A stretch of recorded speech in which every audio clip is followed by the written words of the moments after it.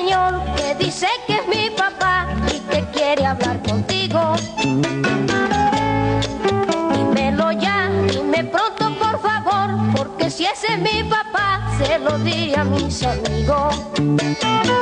Allá en la escuela mis amiguitos preguntan si tengo papá, que dicen que nunca lo han visto, que a la escuela me ha ido a buscar, porque dicen que nunca lo han visto, que a la escuela me ha ido a buscar, porque dicen que nunca lo han visto, que a la escuela me ha ido a buscar.